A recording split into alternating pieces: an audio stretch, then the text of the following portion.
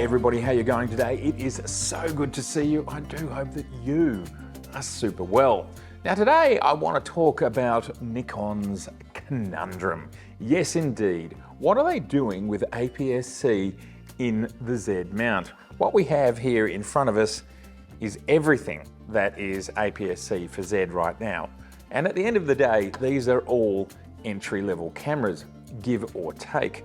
We've got the Z30, super entry level, the ZFC and the Z50. Now you could say that the Z50 is due for an update, and look, that'd be fair enough. I think it's somewhere around the 2 to 3 year mark at this point in time. In camera years, that's pretty normal. You could easily go a couple more years and that would still be normal. Sony created a new world for system updates and made it go much faster. And they kind of did that when they first broke into the market. Of late, they have slowed down. So it's possible that we don't see anything in the Z50 space for a while. But really, what a lot of Z users and Nikon users, and even people outside of the Nikon ecosystem are interested in, is when will Nikon do a higher end or high-end APS-C camera?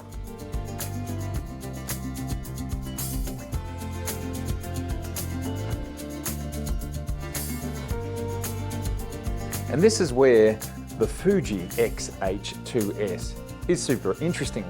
It is absolutely a proof of concept of what Nikon can do, and at a price point that I think would keep most people happy.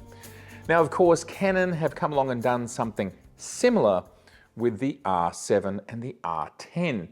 But I have to say, they both feel like lower end products, and they are priced to be lower end products than the X-H2S. So to me, there's a very clear space in the market where Nikon could rise above what Canon has currently released and come somewhere alongside what Fuji are doing here.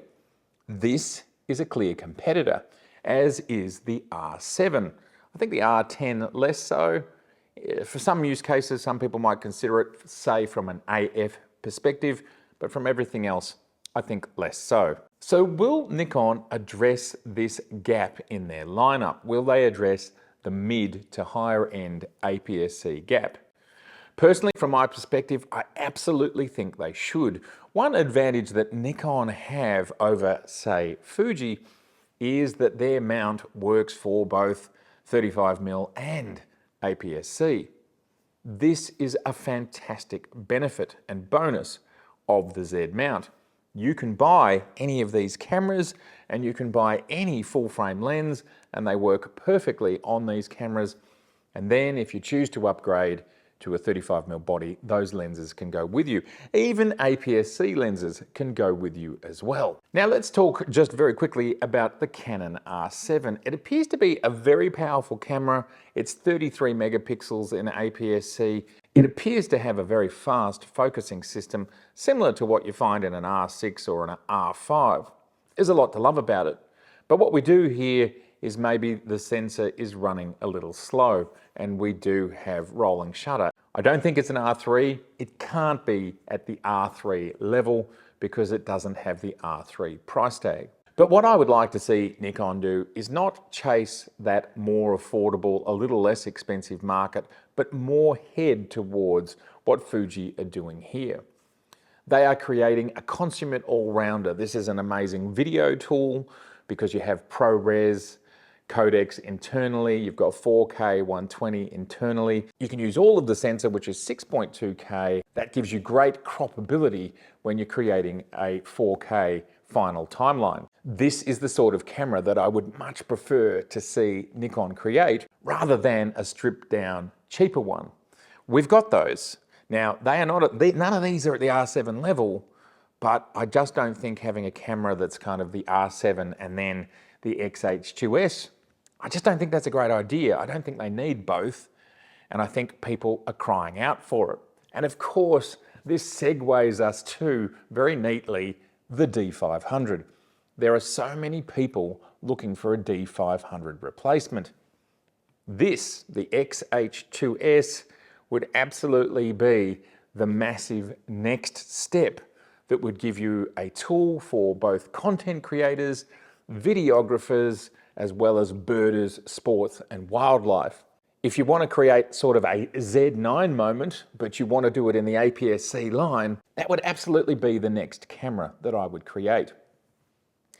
Now in Australia, the R7 is $2,100 to say $2,500, somewhere in there.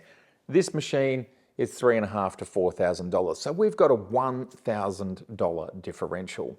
Now there are some people that probably don't want to pay the difference. So if Nikon could land somewhere in between the two, probably above the $3,000 Australian mark, and create a camera that's similar to this, maybe as good as this, maybe Nikon have to take a little bit of a haircut on the price because they want to create something that matches this and totally trumps the R7 and gives D500 users what they want and gives content creators, videographers and photographers this amazing all-round tool.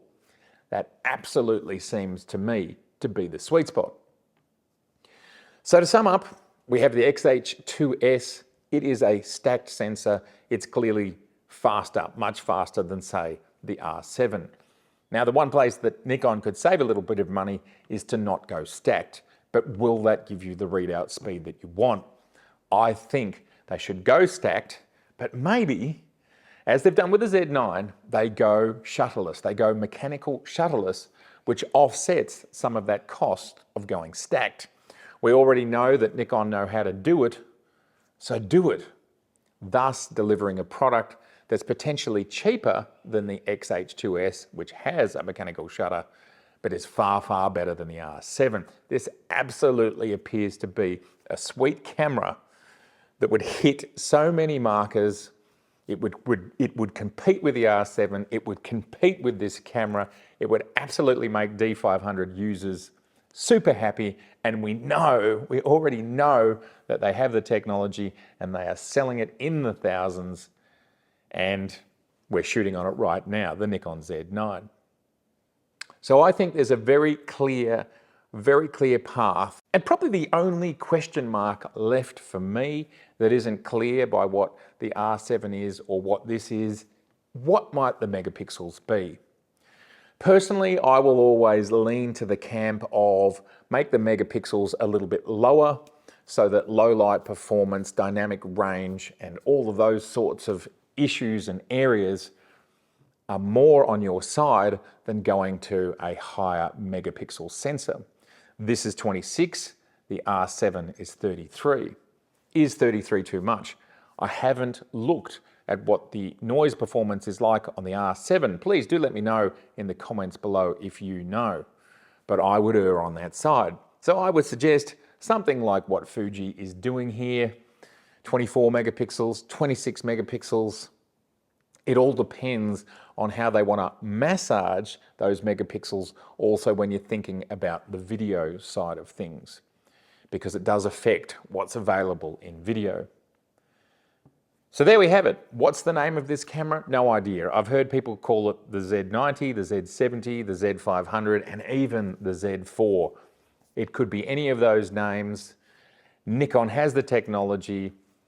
There are competitors in the marketplace, and I believe they can arrive at a very similar spot for a very compelling price tag. This would be super exciting. And of course, you then have all of the amazing Z glass. You have third-party glass like the Viltrox here. And of course, we also have the recent announcement from Tamron, which is just making everything even more awesome. What do you think? Please let me know in the comments below. Does this camera make sense to you? It certainly makes sense to me. The technology is there. I don't mean from a want perspective. I mean from a marketing, technology, and price point perspective. It's been so good to see you. If this is your first time here, I would love to see you again. So please do subscribe, please share, and please like, and get out shooting. All right, be creative. Bye for now.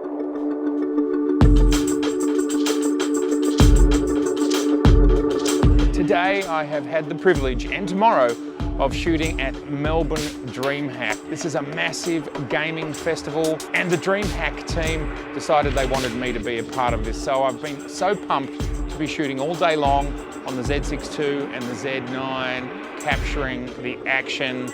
I don't know, we're in two massive arenas, a 7,000 seater and a 15,000 seater, as well as being in a brand new building here made by Tennis Australia.